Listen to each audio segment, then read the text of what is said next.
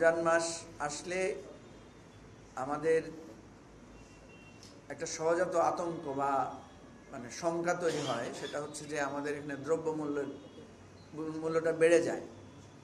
এবং এটা প্রতি বছরই আমরা দেখি যে সরকার অনেক আশ্বাস দেয়, বলে যে খাদ্য মজুদ আছে, সব কিছু আছে, মনিটরিং আছে, কিন্তু এরপরও আমরা দেখি যে নিত্যপণ্য যেগুলো দরকারি জিনিস সেগুলোর দাম বাড়ে। আর একটা জিনিস হয়, সেটা হচ্ছে যে আইনশৃঙ্খলা পরিস্থিতির অবনতি হয়, চুরি ডাকাতি ছিনতাই এগুলো খুব বেড়ে যায়। আর ঢাকা সহ গুরুত্বপূর্ণ শহরগুলোতে যানজট ভয়াবহ আকার ধারণ করে। বিশেষ করে 2টার পর থেকে আমরা দেখি যে এমন যানজট হয় যে অফিস শেষ করে বাসায় গিয়ে অনেকে ইফতার করতে পারেন না। এবং এই সমস্ত কারণে কিন্তু রমজানে আমাদের অফিস আওয়ারও কমে যায়। আমরা এরকম অভিযোগ পাই যে দুপুরের পর থেকে দেখা যায় অফিসগুলো খালি হয়ে যাচ্ছে। তো এই বিষয়গুলো নিয়ে আমরা আজকে কথা বলবো।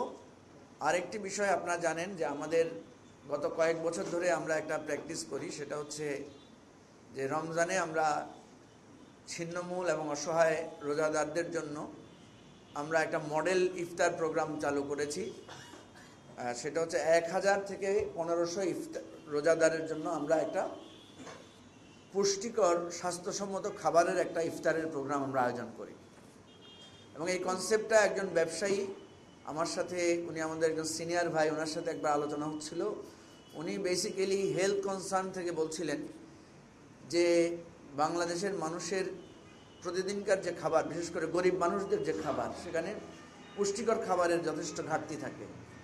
তো উনি বলেছেন এমন একটা মিল যদি দেওয়া যায় সবাইকে, যেটা দিয়ে পুরো দিনের পুষ্টিটা তার সারাদিনের যে খাবার চাহিদা সেটা আমরা পূরণ করতে পারবো। তো উনি আমাকে বললেন যে আমরা এই ধরনের একটা মডেল প্রোগ্রাম চালু করতে পারি কিনা, যে আমরা গরিব লোকদের জন্য একটা উন্নত মানের খাবার আমরা তাদেরকে এটা দিব। তো তখন আমি ওনাকে বলেছিলাম যে এটা বেশি ভালো হয় যে রমজানে যদি এটা আমরা চালু করতে পারি, কারণ রমজানে মানুষের মধ্যে একটা আকাঙ্ক্ষা থাকে যে মানুষকে সহযোগিতা করার, সাহায্য করার। তো উনি তখন বললেন যে এটা ভেরি গুড আইডিয়া।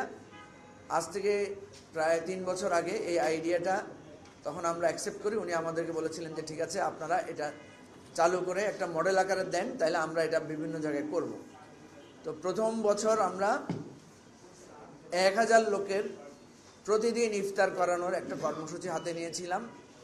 এবং সেখানে ভালো মানের খাবার, পুষ্টিকর খাবার এবং খুবই হাইজেনিক পদ্ধতিতে রান্না করে গরম গরম খাবার পরিবেশনের একটা প্র্যাকটিস আমরা করেছি। প্রথম বছর একটু কষ্ট হয়েছে, পরের বছর থেকে আস্তে আস্তে আমরা দেখেছি যথেষ্ট সাপোর্ট আমরা পাই। স্বেচ্ছাসেবকরা এখানে কাজ করেন এবং অনেক লোকেরা আছেন যারা আমাদেরকে আর্থিকভাবে সহযোগিতা করেন যে কাজটি করার জন্য। আমরা আসলে খুব বেশি আর্থিক সহযোগিতার চাইতেও আমরা গুরুত্ব দেই যে এই কাজে যাতে সবাই ইনভলভ হয়, এই কাজটা যাতে মানুষ আগ্রহী হয় এবং এই ধরনের মডেল যাতে সবাই ব্যক্তিগতভাবে, সামাজিকভাবে, রাষ্ট্রীয়ভাবে, রাজনৈতিক দলগুলো, সামাজিক দলগুলো, সংগঠনগুলো যাতে এটা চালু করে। এবং এটা কিন্তু একটা কনসেপচুয়াল মডেল, যেটা যদি আমরা সবাই চালু করতে পারি ব্যাপকভাবে, এটাতে দেখা যাচ্ছে যে মানুষের স্বয়ংক্রিয় সহযোগিতায় এই ধরনের একটা মানুষের যে আমাদের যে খাদ্য সংকট, আমাদের যে অন্ন, বস্ত্র, বাসস্থান, শিক্ষা, চিকিৎসার যে জাতীয় প্রয়োজন, এই প্রয়োজনগুলোতে এভাবে আমরা মনে করি সামাজিক চেষ্টার মধ্য থেকে এটাকে একটা সলিউশনের জায়গায় নেওয়া যায়। তো সেজন্য আমাদের কেন্দ্রীয় অফিসের নিচে এখানে যে বিজয় 71 চত্বর আছে, সেখানে আমরা প্রতিদিন একটা প্যান্ডেলও করেছি, আপনারা দেখেছেন। এখানে সুন্দর করে পরিষ্কার করে বসার ব্যবস্থা আছে। আমরা এই অঞ্চল সহ বিভিন্ন জায়গায় আমরা বিভিন্নভাবে তাদের কাছে আহ্বান পৌঁছাই যে আপনাদের যাদের খাবারের সংকট আছে আপনারা চলে আসবেন বিকাল 5টায়। আসলে আমরা সবাইকে বসিয়ে এখানে ইফতারের, এখানে ধনী গরিব সবাই বসে আমরা ইফতার করি। আমি দেখেছি গত বছর অনেক ভালো ভালো মানুষরাও এবং